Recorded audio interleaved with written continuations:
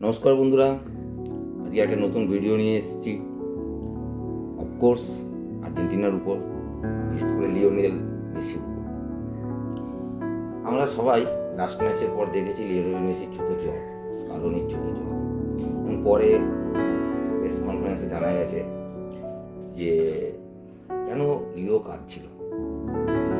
সে খুব কঠিন কিছু সময়ের মধ্যে দিয়ে যাচ্ছিল, তাই তার চোখে অ্যাটাক করার পর জল চলে এসেছে। আজকে আমরা সেই কারণটা একটু অনুসন্ধান করার চেষ্টা করি, কেন লিওর চোখে জল। আর যদি ভিডিওটা পছন্দ হয় অবশ্যই লাইক, কমেন্ট এবং সাবস্ক্রাইব করবেন। চলুন তাহলে বিষয়ের মধ্যে আসা যাক। আমরা একটু পেছনে ফিরে যাই। 2022 লিও মেসির হাত ধরে আর্জেন্টিনা তৃতীয়বারের জন্য ওয়ার্ল্ড কাপ চ্যাম্পিয়ন হয়েছিল। এবং ওয়ার্ল্ড কাপের আগে লিও মেসি সেই বছরের মরশুম, পিএসজির মরশুম দুর্দান্তভাবে চলছিল। বিশ্বকাপের পর ছবিটা বদলে যায়। ফ্রান্সকে হারিয়ে চ্যাম্পিয়ন হওয়ার পর ফ্রান্সের ক্লাবে খেলতে গিয়ে অনেক কিছু বাধার সম্মুখীন সে হয়েছে। এবং সে বছর সে ব্যালন ডিওর পাওয়ার পরেও তাকে ক্লাব ছাড়তে হয়েছিল। শুধু তাই নয়, সারা দুনিয়া জুড়ে প্রচুর অফার থাকা সত্ত্বেও সে বেছে নিয়েছিল ইন্টার মায়ামি। প্রিয় ইউরোপিয়ান ফুটবলকে বিদায় দিয়ে প্রচুর অর্থের প্রলোভন থাকা সত্ত্বেও সে নতুন জায়গায় নতুন চ্যালেঞ্জ নিয়ে হাজির হলো আমেরিকা। এইখানটাই কি দুঃখের জায়গা? কারণ সে ছোট থেকে বড় হয়েছে স্পেনে। স্পেন ছাড়তে গিয়ে তার চোখে জল আমরা দেখেছি।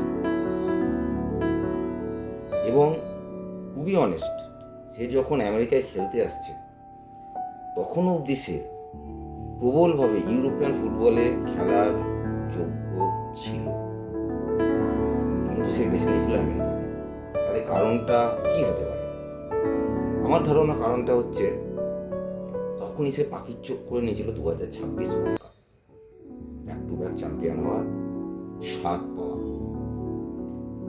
এবং এই বয়সে এসে, যেটা 23-24 বছর বয়সী ছেলেদের পক্ষে সম্ভব, ইউরোপিয়ান ওয়েদার থেকে এসে 10 দিন 15 দিন বা 1 মাসের মধ্যে আমেরিকান ওয়েদার শ্যুট করে ভালো ফুটবল উপহার দেওয়া, ওই বয়সে একটু হলেও সম্ভব। সেই কারণেই কি সে 3 বছর ধরে নিজেকে তিলে তিলে এই ওয়ার্ল্ড কাপের জন্য প্রস্তুত করেছে? আমার তো মনে হয় সেটাই কারণ প্রচারে ইউরোপিয়ান ফুটবলের ঝলকানি, চ্যাম্পিয়ন্স লিগ সমস্ত কিছু ছেড়ে, এবং তার থেকেও বড় কথা, সে অবসর নিয়েও কোনোদিন খোলসা করে কিছু বলেনি, না স্কালোনি, না আর্জেন্টিনা ফুটবল ফেডারেশন, না লিওনেল মেসি নিজে। আমার ধারণা সে 3 বছর ধরে নিজেকে তৈরি করেছে এবং দেখে নিতে চেয়েছিল লাস্ট অবধি সে কোন জায়গায় দাঁড়িয়ে থাকে। সে আমেরিকান পরিবেশ মানিয়ে নিতে পারছে, আগের মতো পারফর্ম করতে পারছে কিনা, তাহলে সে ডিসিশন নিয়ে ওয়ার্ল্ড কাপ খেলবে কিনা।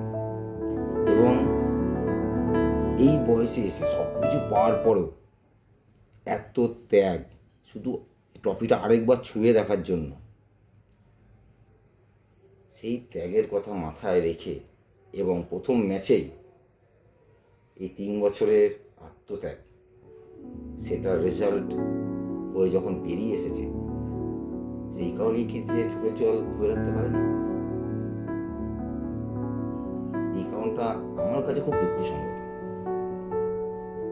কারণ 2022 থেকেই সবাই ধরে নিয়েছিল মেসি আর খেলবে না, এবং সে শুধু খেলেইনি, বাস্ট করেছে।